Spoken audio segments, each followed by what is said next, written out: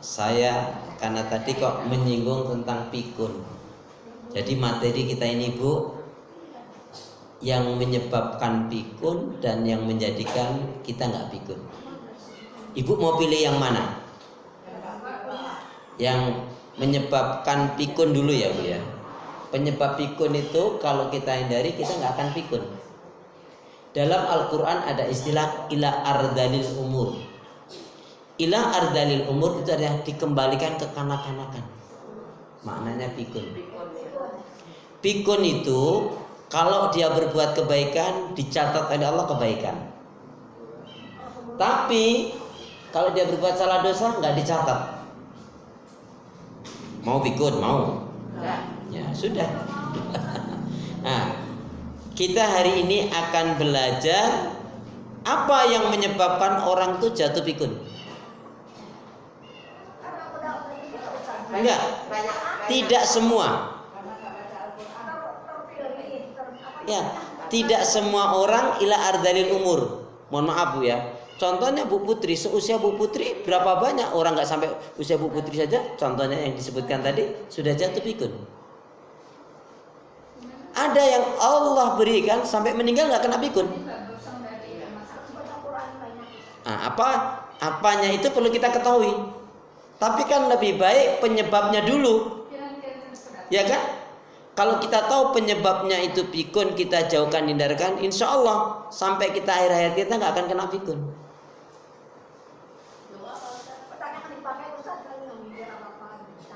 Nanti kita lihat.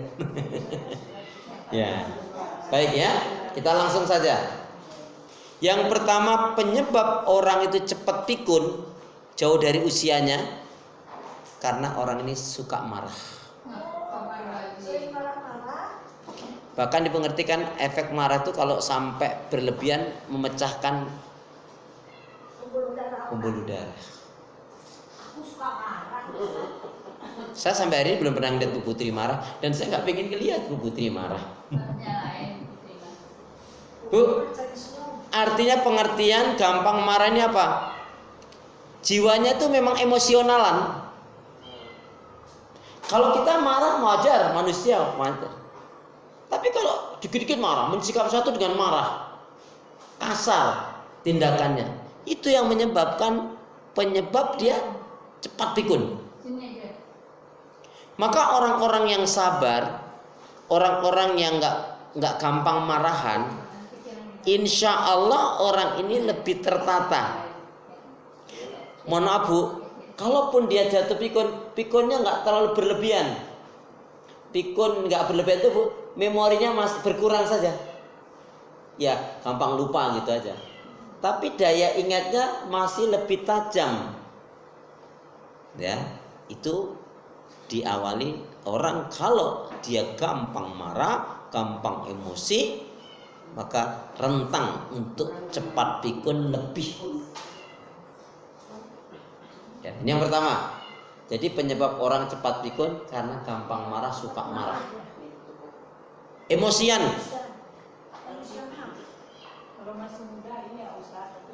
Enggak.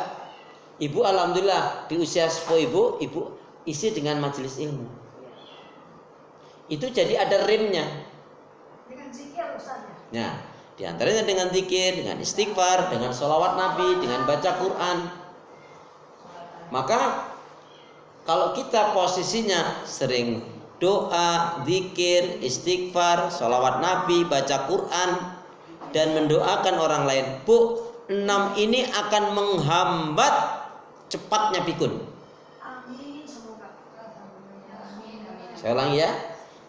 Jadi orang yang gampang marah, kalau dia marah sekali waktu wajar Bu. Kita itu bukan malaikat, kita bukan nabi. Tetapi jangan sampai marah yang dibarengi dengan kebencian. Maka orang yang baik itu andaikan dia marah selesai. Nggak diingat terus. Itu menjadi problem. Akhirnya nanti jatuhnya ke sana. Tapi yang pertama gampang marah. Yang kedua, kalau spontan itu gimana? Wajar lumrah, manusiawi. Nggak apa-apa. Tapi tidak ada. Ya, itu manusiawi. Dan itu wajar saja. Kalau marahnya pakai cerewet, tapi nggak marah yang gimana, tapi misalnya telat ini pulang cucu dari kantor atau apa, nah itu kita cerewet itu spontan. Itu kan sebetulnya bukan marah ya Bu ya. Itu karena ada unsur kasih sayang, kekhawatiran. Kalau yang marah ini kan emosi cenderungnya. Alasannya nggak jelas. Ya, alasannya nggak jelas. Itulah maksudnya. Makanya la taghdab walakal jannah kata Nabi. Janganlah kamu marah-marah bagimu surga. Yang kedua, punya sifat hasad, iri, dengki, benci, dendam. Punya sifat hasad, iri, dengki, punya sifat hasad, iri, dengki, benci, dendam. Ini azab loh Bu. Siapa yang dia punya sifat hasad, iri, dengki, benci, dendam, itu azab. Azab itu apa? Hidupnya nggak diberkahi oleh Allah. Hasad itu sama dengan apa yang punya Pak Ustaz? Hasad itu kan tidak suka kebaikan orang, maunya itu kok dia sih yang dapat. Maunya itu kebaikan itu hanya untuk dia sendiri. Dalam kedengkian hasad itu Bu, kan kita tuh hanya boleh iri dalam dua hal. Iri satu, ada orang dengan diberi ilmu, ilmunya diajarkan, dia dakwakan, maka kita andaikan aku diberi ilmu pun aku akan mengajarkan seperti dia, aku akan mengamalkan seperti dia. Banyak tidak suka gitu ya. Ya, kecenderungannya nggak suka. Kan kalau kita tuh sadar orang tuh jatuhnya masing-masing kan Bu. Wong kakak beradik aja rezekinya beda-beda loh Bu. Ada yang kakaknya kaya, adiknya biasa-biasa aja.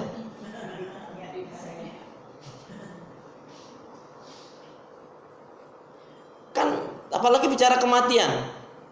Ada yang cucunya sudah meninggal, kakek neneknya masih hidup.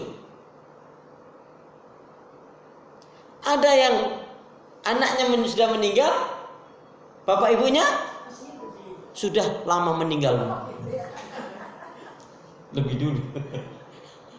Biar 1000 kos. Kalau kayak gitu nggak seru kan? Ya jangan marah.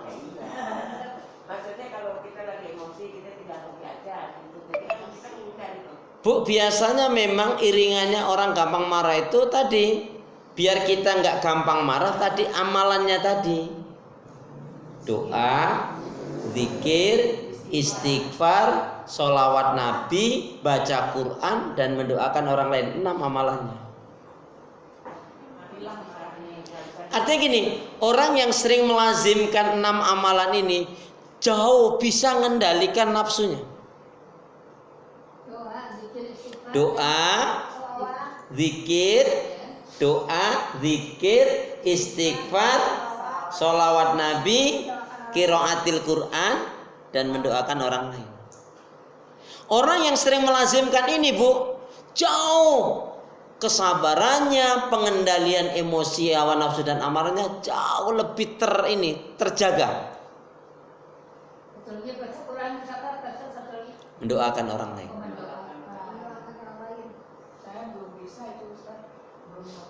Nah, ini sekarang, makanya sekarang ini kan ngerti ilmunya. Perbanyak doa, zikir. Nah ya, perbanyak doa, zikir, istighfar, sholawat Nabi, qiraatil Quran, dan mendoakan orang lain. Bu, rahasianya apa? Kalau kita sering mendoakan orang lain, doa-doa yang baik kita panjatkan itu Bu, akan diaminkan oleh malaikat. Malaikat berdoa untuk kita. Ini contoh paling gampang. Ibu keluar rumah, mohon maaf ya, kok warung itu sepi misalnya. Ya Allah, buat warung itu ramai, senengkan orang belanja ke dia. Ketemu ada nenek-nenek, jalannya nenek-nenek gitu. Ya Allah, sehatkan dia ya Allah, si kakek itu, si nenek itu. Jalan lagi ketemu, mohon maaf, misalkan pengemis atau pemulung, ya Allah, lapangkan rezekinya ya Allah, angkat kesusahannya ya Allah. Nah, dengan seperti itu Bu, itu dilazimkan. Itu mendoakan orang lain. Nah kalau kita habis sholat itu doakan itu. Kalau nggak sampai sholat, terus ada tukang apa lewat, ya Allah biar dia laku. Ya itu salah satu, nggak ada masalah. Nggak mesti habis sholat. Artinya bisa spontanitas. Mohon maaf ya, saya buka rahasia sedikit ya. Saya mewajibkan diri saya. Dan saya merasa berdosa. Setiap saya sholat, insya Allah saya ya selalu mendoakan begini. Ya Allah ya Rahman Rahim, berilah kebaikan, keberkahan, petunjuk, hidayah, rahmatmu, rezeki yang baik dan halal, kebahagiaan dunia dan akhirat, dan jauhkanlah segala keburukan dan fitnah pada diri saya, keluarga saya, murid-murid saya dimanapun berada. Saya mewajibkan. Saya merasa berdosa kalau satu hari, insya Allah saya berusaha setiap 5 waktu itu, semua 5 waktu. Paling tidak minimal sekali. Itu bagi saya wajib untuk saya loh Bu. Bukan masalah gitu Bu. Belum dikatakan guru kalau dia tidak mendoakan jamaah muridnya. Kalau mau tidur, kalau berdoa penuh apa-apa, kita doakan nama bisa. Ya Allah, tolong angkat baikin teman-teman hamba. Itu termasuk mendoakan orang lain. Ya begitu Bu. Ya Allah, tolong cukupkan saya yang masih berkekurangan. Tolong sembuhkan yang sakit. Betul. Itu termasuk mendoakan. Alhamdulillah. Dan itu tanpa ibu sadari, Allah memberikan kekuatan kepada kita. Allah memampukan kita. Allah menguatkan kita. Di saat orang kayaknya nggak mampu, tapi kita dimampukan oleh Allah. Ya, saya ulang ya.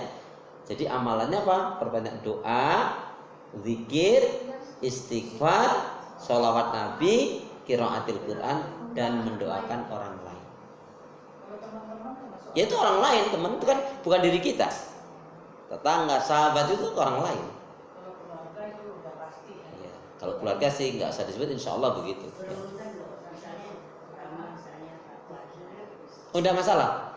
Tidak harus beruntun keluarga dulu. Kalau yang biasa kan yang refleks kan orang tua, keluarga, terus orang lain. Tidak masalah itu. Tidak masalah. Yang penting penyebutan, nggak harus beruntun. Jadi yang kedua Bu, orang gampang pikun, cepat pikun dikarenakan punya sifat hasad, iri, dengki, benci, dendam. Jelek semua ini. Itu sebetulnya rahasia kita pelajaran dari surat Al-Falaq. Qul a'udzu birabbil falaq itu agar kita bersih Bu. Sekarang gini, mohon maaf. Kalau kita benci sama orang lain, untungnya apa? Katakan orang itu masuk neraka, untuk di kita apa? Nggak ada sama sekali. Bu, ada doa yang pendek dari Imam Ahmad. Imam Ahmad itu berdoa gini Bu. Saya senang dengan doa ini. Beliau berdoa gini, ya Allah, jangan ada satu orang pun, ya Allah, jangan ada satu orang pun yang berbuat salah dan dosa, apalagi masuk neraka gara-gara saya. Gara-gara aku. Ya Allah, aku berlindung kepadamu, jangan sampai ada yang berbuat salah, dosa, apalagi masuk neraka gara-gara aku. Terus gimana prakteknya? Andaikan beliau pernah difitnah, beliau nggak pernah mengingat dosa orang itu, maka beliau menjadikan apa? Inilah dan amal solehku, kesabaran bagi diriku, aku akan doakan dia baik. Karena nggak ada untungnya tadi Bu, masuk neraka untungnya apa? Ibu benci sama orang, terus dia masuk neraka, untungnya di kita apa? Tapi kalau kita memaafkan, menjadi pahala besar bagi diri kita, bisa-bisa menjadi pintu hidayah. Coba saya mau tanya, yang punya sifat hasad, iri, dengki, benci, dendam, itu setan, jin atau iblis? Allah Maha Pengampun, Maha Pemaaf, Maha Rahman dan Rahim. Kalau kita punya sifat hasad, iri, dengki, dendam, benci, Ibu ngerti nggak? Setan itu mentertawai kita walaupun kita tuh sholatnya sehari 100 kali. Alah, kamu temanku, sifat itu nggak akan menjadikan kamu baik. Kata iblis begitu.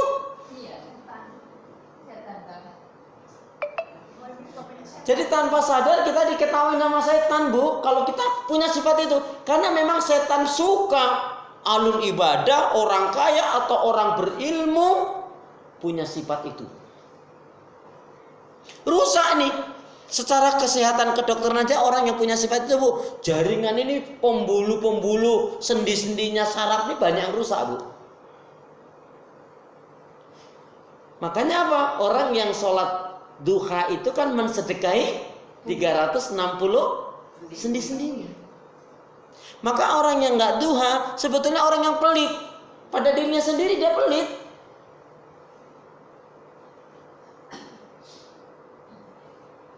Maka kita rubah. Kan Allah tidak akan merubah keadaan seseorang satu kaum sehingga kaum tersebut mau merubah dirinya sendiri. Ya. Yang ketiga. Ya, sekarang Bu Wisma yang mewakili ya. Yang ketiga, Bu, yang menyebabkan orang punya sifat kena pikun itu biasanya karena riya dan sum'ah. Riya dan sum'ah. Riya dan sum'ah. Itu ternyata penyebab juga orang jatuh pikun.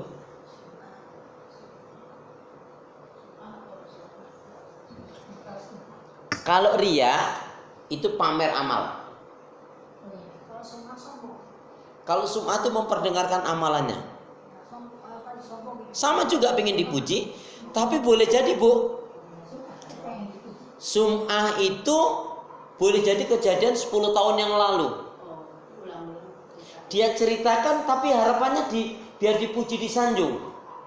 Kita boleh kok, Bu, cerita masa lalu tapi sebagai tanda motivasi. Alhamdulillah ya Allah, aku nggak bayangkan deh kalau aku nggak dapat hidayah ini, nggak tahu aku. Itu kan kita akan menceritakan. Tapi syukur kita kan. Tapi kalau kita gini, itu kalau tidak tak bantu. Karena aku. Nah, apalagi tambah karena aku.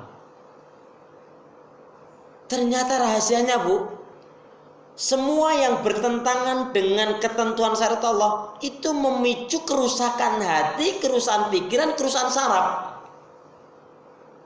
Lihat, Rasulullah kan hampir tidak pernah sakit, hanya sekali atau 2 kali sakit Rasulullah. Padahal fitnahnya terhadap Nabi banyak sekali kan. Fitnah terhadap keluarganya, istrinya yang soleh Ibunda Aisyah dituduh bezi, pelacur coba. Kemudian Nabi dikatakan gila, dikatakan tukang sihir, pemecah belah, nggak waras, majnun gitu kan. Nah, sampai dilempari juga kotoran, dilemparin batu. Tapi Rasul nggak punya tadi sifat hasad, iri, dengki, dendam. Dan Rasul tuh, Bu, tidak mau menceritakan sesuatu yang buruk berulang. Tapi Rasul mengingatkan, jangan sampai terjadi seperti kaum yang mereka apa? Dilaknat oleh Allah. Contohnya karena homo, karena lesbi, karena ingkar, karena syirik. Ketika Nabi mengingatkan ini kan menyadarkan orang agar tidak jatuh dalam keburukan. Tapi bukan menceritakan ya. Bukan, tapi warning gampangnya gitu kan. Mengingatkan. Ya, seperti ibu gini, bilang ke anak, "Nah sayang, kalau di naik bis hati-hati ya, banyak copet." Itu kan bukan mendoakan anaknya biar kecopetan. Nah, mengingatkan. Kenapa Nabi bahasanya seperti itu? Agar umat ini juga ya sadar. Contohnya, kalau bepergian, wanita terutama, jangan sampai berias yang normin. Normin itu menor. Terus pamer-pamer. Ya dia sendiri akhirnya mohon maaf. Mancing. Ya, nah tadi. Ada kalau mohon maaf, Bu, kalau dia gendam harta diambil hartanya saja. Tapi ada gendam harta dan jasad. Mohon maaf ya. Udah diperkosa, diambil kekayaan hartanya, bahkan jiwanya, kan ngeri. Ya dia mancing-mancing kok. Kan passion. Ya fashion itulah. Kan riak tadi. Kalau orang passion misalnya termasuk dia. Tergantung niat dia. Surah ini hampir sama dengan sombong dikit itu. Enggak, kalau ria, Sum'ah. kalau ria itu kan amalnya dipamerkan. Kalau sum'ah menceritakan amalnya, termasuk ngungkit-ngungkit kebaikan. Nyesel aku. Itu keponakan lagi susah, lagi sulit, tak bantu tolong. Sekarang udah jadi orang, boro-boro datang ke rumah. Terima kasih aja enggak itu. Nyesel aku.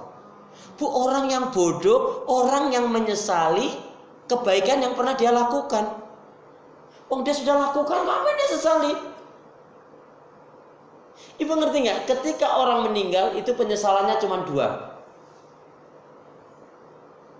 Semua orang yang sudah mati pasti dia menyesali 2 ini, kata Allah. Andaikan engkau beri aku kehidupan lagi ya Allah, kau beri tangguh aku hidup ya Allah, sesaat aja aku akan infakkan, sedekahkan hartaku. 1. Yang kedua apa? Aku akan menjadi orang yang betul-betul baik, solih atau solihah. Tapi kan tidak mungkin.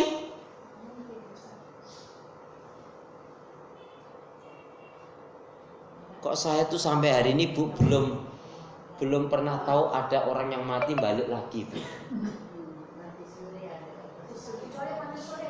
Itu belum mati namanya itu. Karena syarat orang mati itu kan ada 2 atau 3. Syarat orang mati itu nggak boleh bicara, nggak boleh bergerak.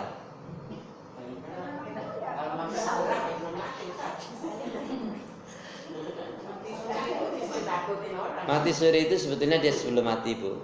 Tapi sudah lemah semua pernapasan dan dia. Ya, cuman lah iya.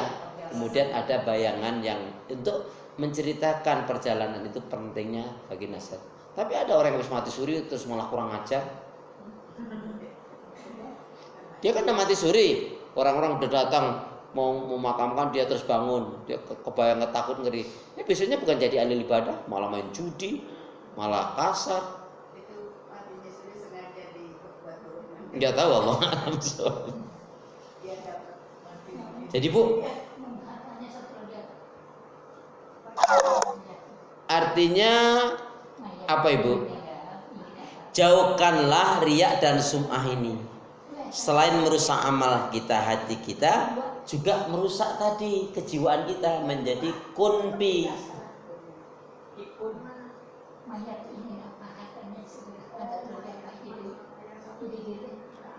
Satu, kalau diberi kesempatan, dia akan infakkan, sedekahkan sebanyak mungkin. Yang 2, ingin menjadi orang yang baik, solih atau solihah.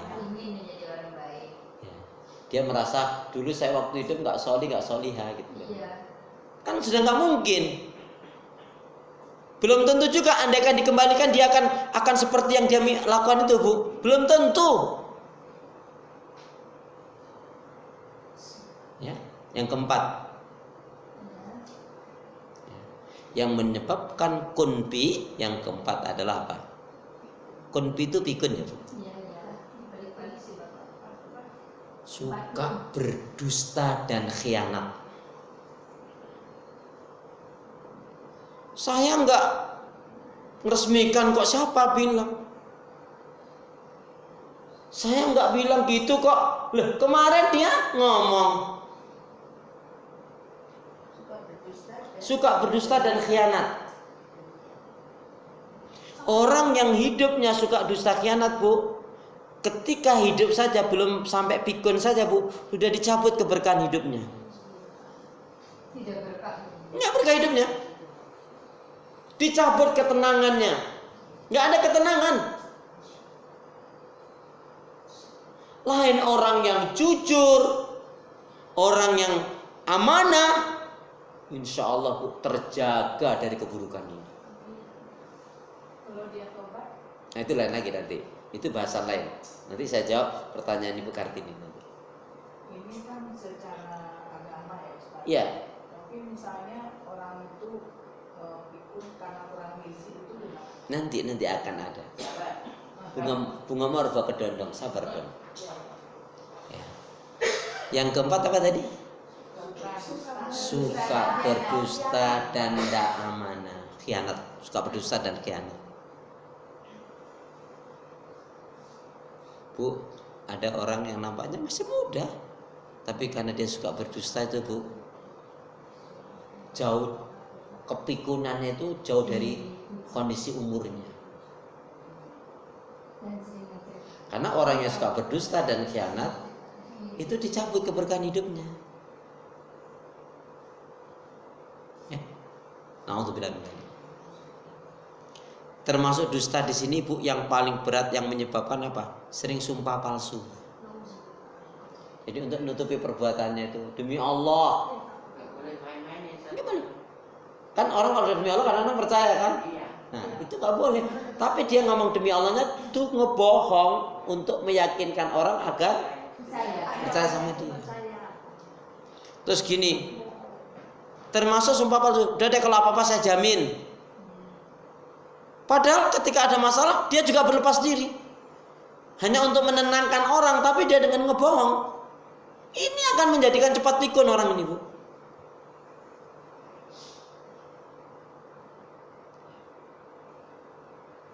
Pernah nggak tahu dokter pikun? Belum pernah dengar dokter pikun? Ada dokter pikun, ya. Dia itu sudah pensiun. Pagi-pagi dia mandi, cepat-cepat mau ke rumah sakit. Mau kemana Pak? Ya dinas lah katanya. Loh, Papa ini sudah pensiun. Kok bisa? Ternyata orang ini Bu, ternyata orang ini apa? Sama pasiennya sering nggak baik. Sering tadi ngebohong tadi itu. Jadi jangan dianggap dokter itu nggak akan kena pikun Bu. Kena pikun itu umur berapa Ustaz? Ya, umur itu enggak, umur tidak menentukan, yang menentukan perilakunya. Enggak, kalau masih umur 50 udah pikun gitu. Itu tadi kita lihat sejarah sebabnya perilakunya tadi loh. Kalau kita itu suka sholat lupa itu termasuk itu. Itu bagian itu. Tapi kalau sering lupa, itu bagian kenikmatan Allah berikan kepada kita dan itu tanda. Ya enggak mulai mengarah saja. Belum sampai. Kalau sering pikun banget dalam sholat, mungkin saking khusyuknya ini orang. Kalau umur, Maaf Bu. kalau umur, Pak Ustaz, karena umur, Umur nggak jamin. timbangnya karena kecelakaan. Loh, mohon maaf, tadi saya katakan contoh secara umur Bu Putri kan sudah usia sekian. Hanya berkurang sedikit kan memorinya. Ini sudah lupa, terus ketemu lagi, oh iya ketemu. Ya, itu bagian ila ardalil umur itu sampai yang pikun sampai ada bagian memorinya berkurang. Itu juga menunjuk. Iya. Dan itu manusiawi.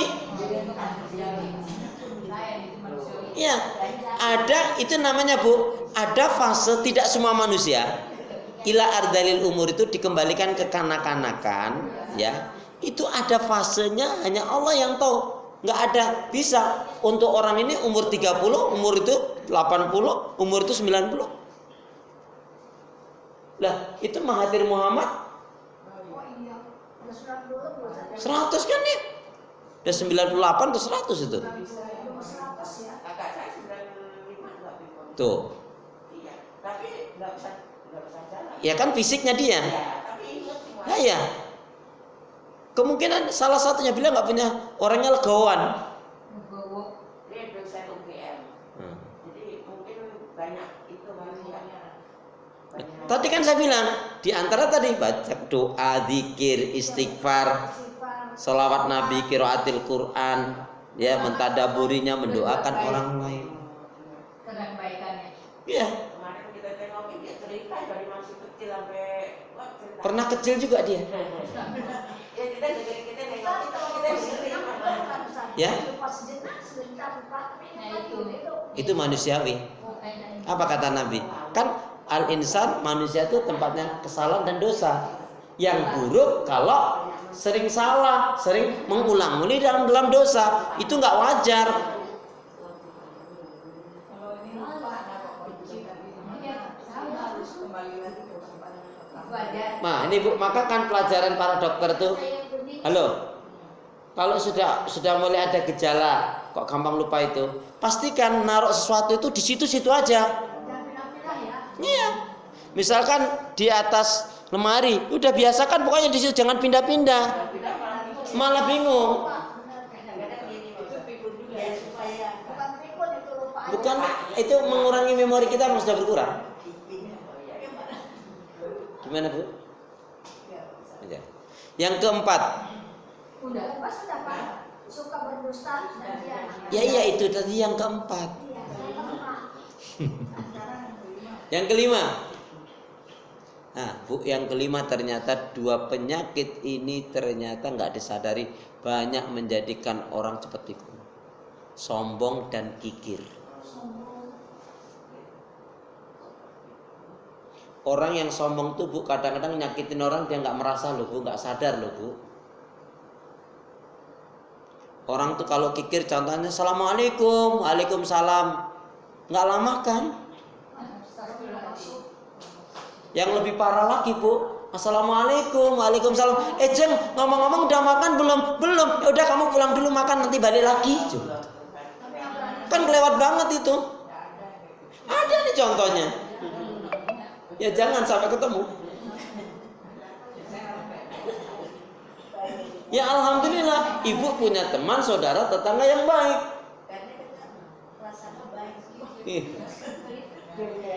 Jadi Bu, orang yang sombong ini saya jadikan satu. Setelah ini kan berdiri sendiri-sendiri, ya. Bahasan sombong dengan kikir kan beda. Orang yang sombong dan kikir, ya Allah Bu, rentang cepat sekali. Iya. Apanya mau disombongkan Bu? Wong bakal mati aja kok Bu. Kalau nanya spontan, ngapain di sini? Nah itu gimana Ustaz? Tersinggung orang. bahasanya itu bahasanya Ya, maksudnya nadanya yang nggak enak kali ya. Mungkin ada nadanya kan? Itu apa ya bukan? Tapi biasanya tanya seperti itu ada dua kemungkinan, karena kaget, takjub, ada karena memang ada sejarah yang memang nggak suka. Nah itu ada yang suka, itu termasuk sombong juga gitu. Itu dengki. Hasad itu jatuhnya, bukan sombong. Tapi kayaknya nggak nyampe Ustaz ngomong itu biar Kalau jenengan ada benci sama orang, itu bisa begitu. Nah iya bisa. saya nggak tega ngomong. Loh, karena jenengan tidak punya sifat benci sama orang. Ini contohnya paling gampang Bu, ini lagi nyantai deh, lagi nyantai ya. Kalau mak muda ya, mamut ya, mama muda itu lagi nyantai apa, lagi nyuci, lagi banyak nyantai terus bilang paket, ya, dia bilang gitu. Misalkan paket, ya kan sama gitu. Coba bilang COD, mama aja, papa aja itu.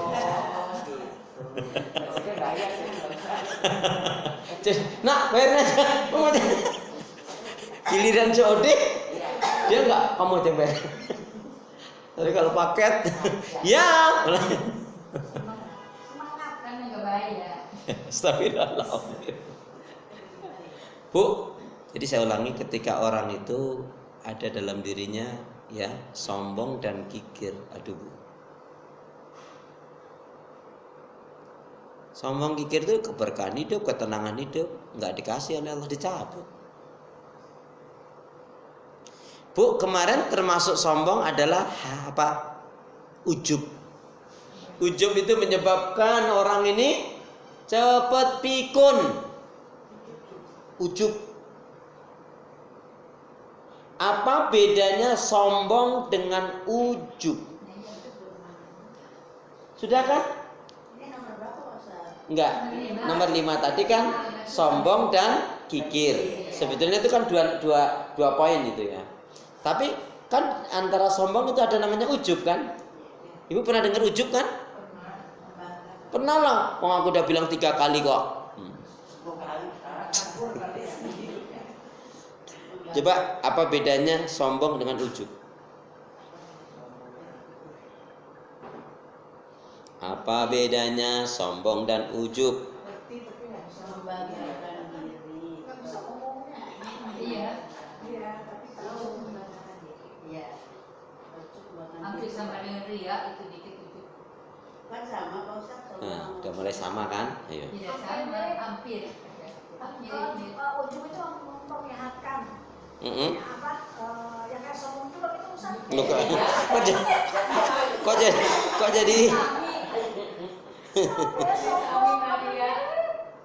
Kalau ujub sombong dengan amal ibadah dalam hati. Iya. Jadi ya, Hanya betul. Allah. Bu, kalau sombong itu ada unsur meremehkan, menghina, menjatuhkan, ada unsur bohongnya. Contohnya gini, kamu ada nyakitin, nggak enak kan? Kamu tuh artinya apa sih?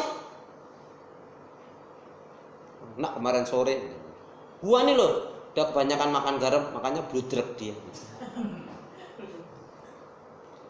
Kalau sombong nyata bu, aduh, kamu ini apa sih? Jadi ada unsur meremehkan, ada unsur menghina, ada kebohongan dia, ada kebanggaan yang berlebihan. Itu sombong. Tapi kalau ujub bu, yang tahu hanya dia dengan Allah saja. Kalau ujub tuh yang tahu hanya dia dengan Allah. Contohnya gini, mohon maaf. Ada seorang misalkan sedekah ya, sedekah kan baik ya bu ya. Tapi di balik sedekahnya itu dia lebih banyak sedekahnya. Terus orang kan lihatnya ya Allah dermawan gitu ya bu ya. Orang lihatnya seralera kan dermawan kan. Tapi dalam hatinya dia tuh, gue ini lebih baik daripada lu. Kan yang tahu hanya dia dengan Allah kan? Iya. Makanya apa? Kalau ujub nggak nampak. Banggakan diriku rumongso apik dewe. Nih, ibu tahajud. Dalam tahajud itu kan baik kan tahajud? Tapi Allah ketika Allahu Akbar itu dalam pikiran ibu, orang-orang jam segini kan pada tidur. Kalau saya tahajud. Iya, itu ujub tuh bangga diri sendiri. Orang lain ngerti nggak? Anda ada kok siapa ngelihat? Iya, kalau Allah jelas Maha tahu. Tapi orang ini nggak tahu loh bu. Nih contoh, naudzubillah min dzalik. Saya berlindung kepada Allah. Kenapa saya ulang-ulang materi ujub ini? Biar saya terhindar dari ujub. Bisa saja bu, saya terkadang-kadang juga terkena itu. Gini loh bu. Iya, tapi kan ini nggak nampak. Ini contoh paling gampang bu, biar kalau orang yang berilmu ya, misalkan dia merasa pintar, dalam dia menguraikan, dalam apa hafalannya, mungkin yang hafalannya banyak ya bu ya, dalam hatinya nih, gue ini pintar. Kan kalau orang yang lain kan hanya senang melihat kepandaiannya, tapi dia nggak ada unsur meremehkan. Kalau sombong tadi ada unsur meremehkan, ada unsur menjatuhkan, ada unsur menghina, ada unsur pamer, ada unsur bohong. Banyak bohong itu. Tapi kalau ujub tuh nggak membanggakan diri. Nah, ibu contoh lagi yang paling gampang. Ibu lagi puasa, bagus nggak? Lagi puasa, terus temannya tetangganya rajin olahraga, makannya banyak. Terus begini, rajin olahraga, makan banyak. Lah mending gua.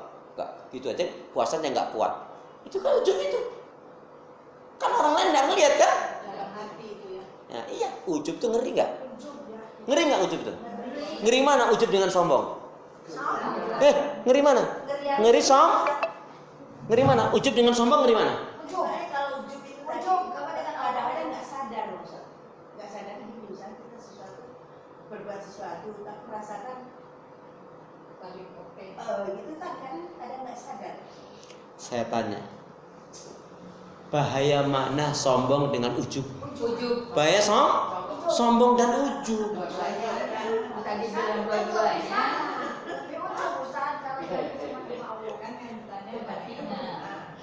Kan boleh jawab dua-duanya, nggak dilarang. Ya. Jadi semuanya bahaya karena ketika kita meringankan yang satu, khawatirnya kita senang. Bu, gimana caranya? Kan bisa kasih rumus sudah. Hendaknya semua kebaikan, ibadah dan amal soleh yang kita lakukan hendaknya kita iringi dengan apa? Saya ulangi. Hendaknya semua kebaikan, ibadah dan amal soleh yang kita lakukan kita iringi dengan ikhlas. Itu landasannya. Niat yang baik itu karena Allah itu landasannya. Ya Allah, Masya Allah, Astagfirullahaladzim, Inna lillahi wa inna ilaihi raji'un. Jadi Bu, iringilah semua. Nih saya ingatkan lagi sekali lagi. Nanti juga saya ingatin lagi kalau lupa. Iringilah semua kebaikan, ibadah dan amal soleh yang kita lakukan dengan istighfar. Nah ya, istighfar itu apa? Khawatirnya gini, ada unsur riyanya, ada unsur sombongnya, ada salahnya, ada ngawurnya. Kan dengan istighfar kan kesalahan kita diampuni oleh Allah. Iya, astagfirullahaladzim. Ikhlas itu landasannya. Kalau kita beramal harus ikhlas. Tapi kebaikan yang kita lakukan iringi dengan istighfar.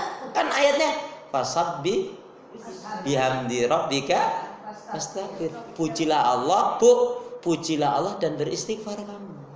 Tadi khawatirnya ada sombongnya, ada riyaknya, ada ngawurnya, ada ujubnya. Maka dengan istighfar insya Allah yang sengaja atau tidak sengaja tadi kita lakukan dihapus oleh Allah seketika itu. Iya. Iya, itu tadi kan iringi semua kebaikan, ibadah, amal soleh kita dengan istighfar. Kadang-kadang nanti loh Bu, ketika dipuji-puji sanjung malah kita jatuh loh Bu.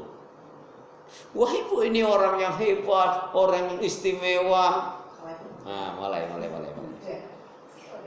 Apakah Ibu ketemu dengan ada Ibu ini awet muda atau jadi muda gitu?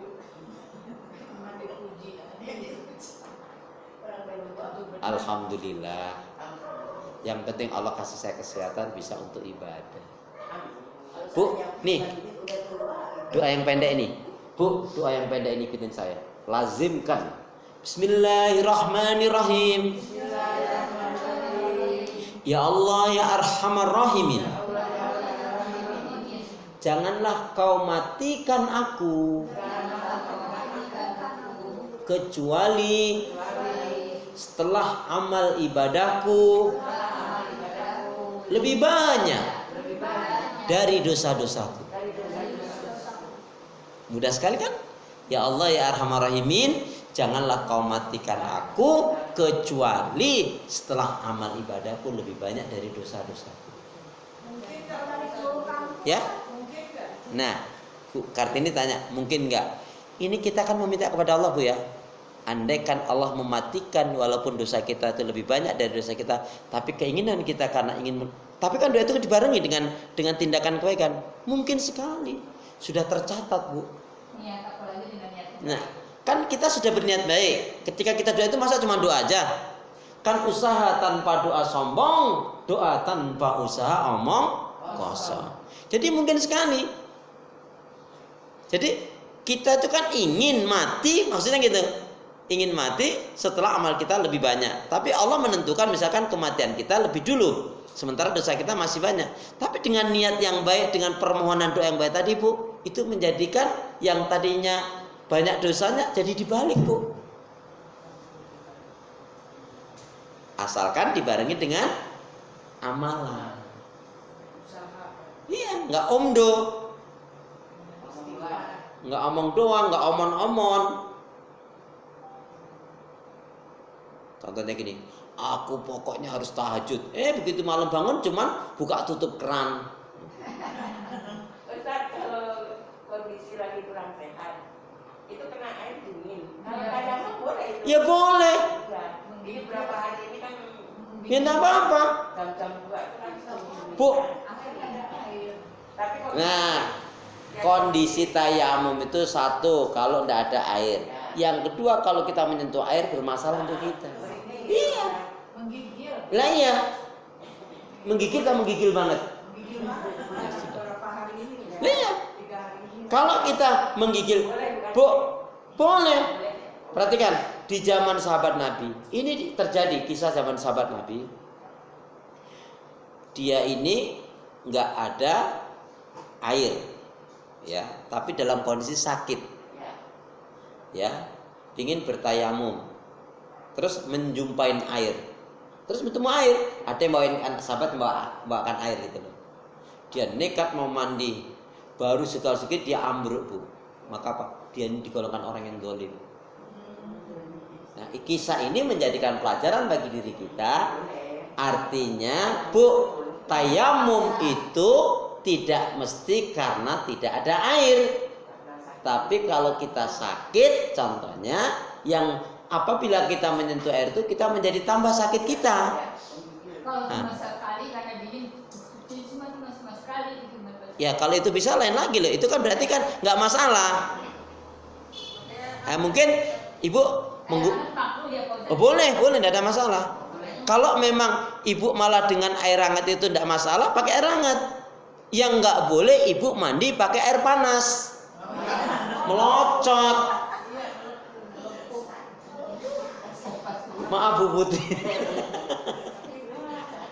Kalau kita nggak punya yang buat air panas itu kita ngerebus dulu malam-malam males. Nah Bu, saya kasih tahu ya. Ini kondisi itu kan berarti ibu kondisi kurang sehat ya. Ibu berarti menggunakan ketentuan darurat. Darurat itu apa? Sekali cukup, 3 kali sempurna. Ya sudah. Karena sekali kita gigil, itu sekali saja wudhu ibu. Yang penting sekali sudah kena. Tetesin saja. Nih, kan pernah kan wudhu Quran? Ya kita bisa tetesin saja. Sudah. Bismillah. Tapi kalau nanti badannya sudah fit, yang balik lagi. Jangan enak gini, nggak boleh. Kalau kita kesini itu kan kadang nggak bisa rata. Kalau nggak ratanya karena unsur sengaja nggak boleh. Tapi perasaan kita ini sudah kena ya. Ternyata nggak kena itu lain. Sengaja nih, biar sini aja sini. Ini nggak kena sini. Nah itu nggak boleh. Berarti kan sengaja. Dalam kondisi seperti tadi, sekali lagi tayamum satu memang tidak akan kita lakukan kecuali kita tidak menjumpai air. Yang kedua, kalau karena sakit menyentuh air, ada yang demam loh. Ya, kalau dia nyentuh malah bisa gurung-gurung gitu, malah dia nggak bisa aktivitas. Itu malah tadi kayak sahabat tadi itu, dia memaksakan diri, nggak boleh. Allah tadi apa bahasanya? La yukallifullah. Nah, Allah nggak membebani kecuali sebatas kemampuanmu. Itu termasuk kondisi darurat. Darurat itu kondisi terpaksa.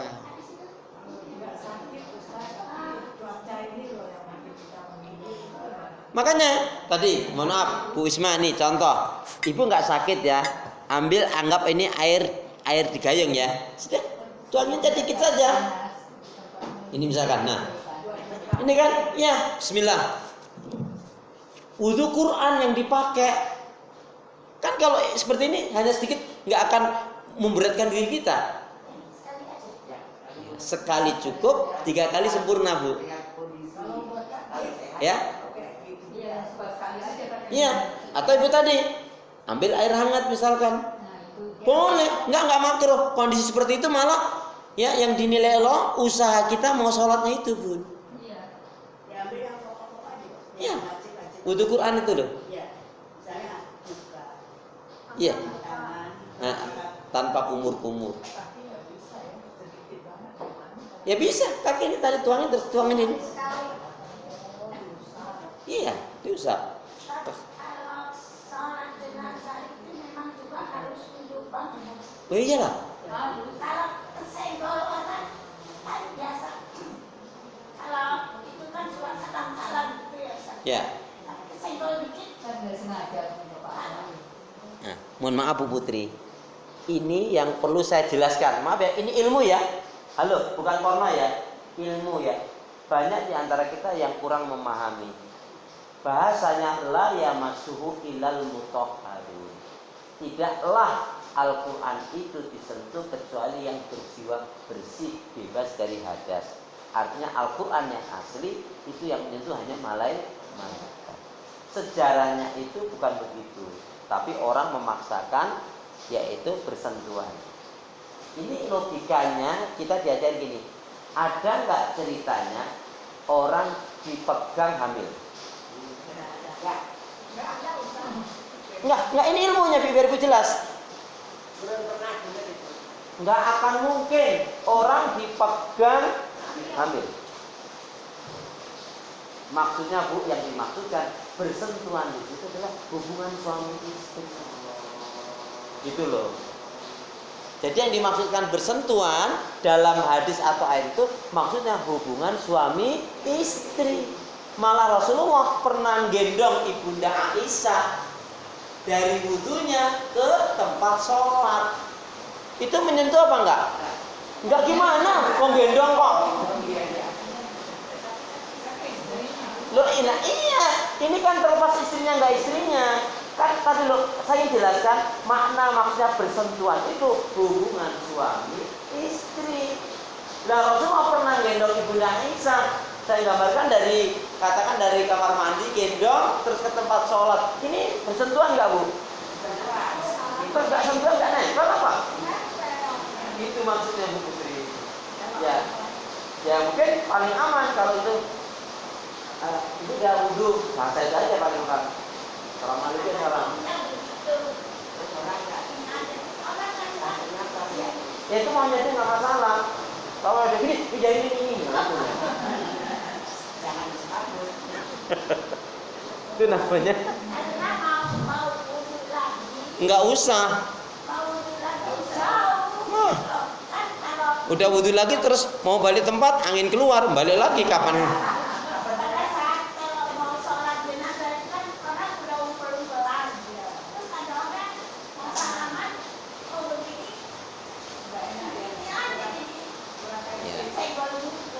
Ya memang ada kadang-kadang pakai salamannya pakai ini ya, ditutup ini. Itu meminimalis ya. Tapi sebetulnya Bu, yang dimaksud tadi sentuhan itu tadi itu ayatnya ya. Ya nggak batal. Kecuali gini, mohon maaf ya. Ada sentuhan contohnya. Saya mau ngisi pengajian naik angkot misalkan. Duduk sendiri. Tiba-tiba ada penumpang perempuan. Duduk samping saya. Tanpa sadar kesenggol saya, ya, kesenggol, saya seneng, saya berdosa tapi tidak membatalkan puasa, tidak membatalkan wudhu saya, nggak batal, iya kan tidak sengaja, tapi saya seneng, cuman kesenggol nggak sampai ser, kalau ser itu kan lama juga toh Bu, masa cuman gini aja ser toh Bu, kayaknya kuat banget. Ya, iya, mungkin bajunya berdempetan ya, bersenggolan. Ya, asalkan kita tidak ada nafsu, tidak mengapa. Yang menjadi masalah nih, kesenggol malah nyenggol juga, seneng, nafsu, batal dan dosa. Iya, udah batal dosa. Tapi kalau kan ada orang bisa aja kan duduk tanpa sadar ya Bu, kesenggol tanpa sengaja. Tapi kalau dia tidak ada rasa, kalau dia istighfar selesai. Tapi kalau dia seneng, tapi kan tidak ada ser tadi itu, hanya seneng aja kesenggol, dia tidak batal, tapi dia berdosa. Tapi kalau dia seneng sama seneng, apalagi pura-pura ngantuk gitu.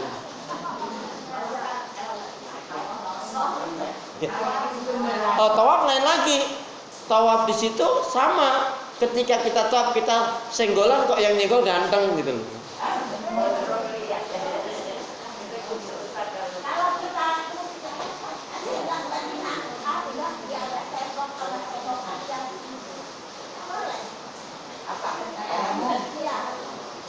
Kalau tayamum selama kita tidak menyumpahin air boleh. Kalau Ibu Putri nggak bawa spray itu tadi ya, yang serat-serat itu boleh yang begitu. Tapi kalau Ibu kan biasanya kalau tawaf itu kita dibekali bawa yang kayak semprotan minyak wangi tapi isinya air kan wudhunya minggir sedikit begitu, pakai itu biasanya. Kalau saya ngasih manasik saya anjurkan begitu, jadi nggak usah menjauh-jauh kemana-mana gitu Bu.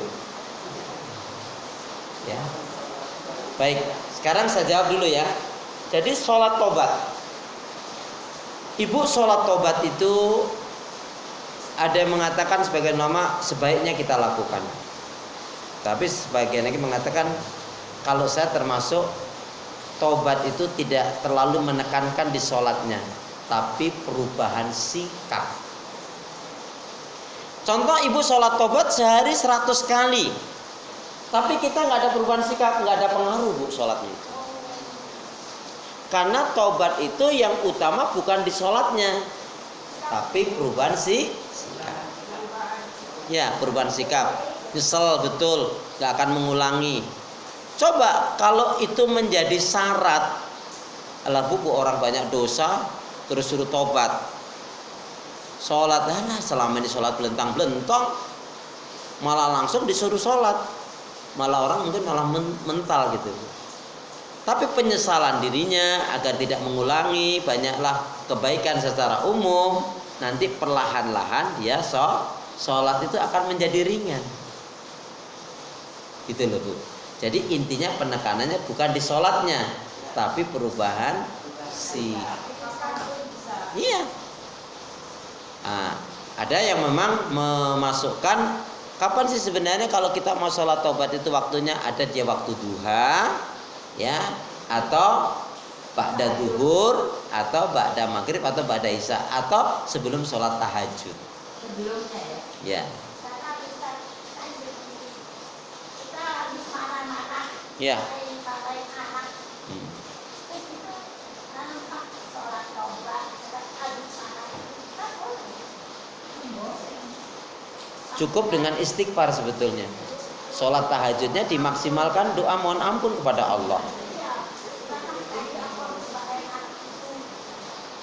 Ibu yang mohon maaf ya Bu Putri yang punya kesadaran seperti itu baik. Tapi mohon maaf kalau itu harus setiap kesalahan harus dituntut dengan melakukan sholat taubat, jadi malah belum tentu orang jadi semangat loh Bu. Makanya sifatnya bukan mutlak, tapi boleh saja kalau itu tidak memberatkan dirinya. Karena sebetulnya ya prinsip dalam Islam itu yang penting perubahan sikap kan, bukan apa? Bukan di sholatnya. Berapa? Oh boleh kalau Bu Putri tergolong saya tadi salah sama sholat taubat boleh. Tapi sekali lagi itu tidak menjadi syarat. Kalau bahasanya insyikta, kalau kamu lakukan itu tidak menjadikan kamu beban berat, lakukan. Tapi kalau enggak, yang penting bukan itu gitu. Ya. Silakan. Tadi pertanyaan apa tadi Bu Wisma?